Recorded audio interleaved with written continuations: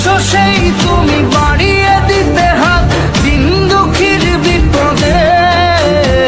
মামাটি মানুষের সবুজে সকাল এলো তোমার শপথে। আলহামদুলিল্লাহ, আজকে লালমনিরহাট 2 আসন থেকে এমপি মহোদয় অ্যাডভোকেট ডাবলু ভাই এর পক্ষ থেকে আমরা আজকে ইফতার আয়োজন করেছি।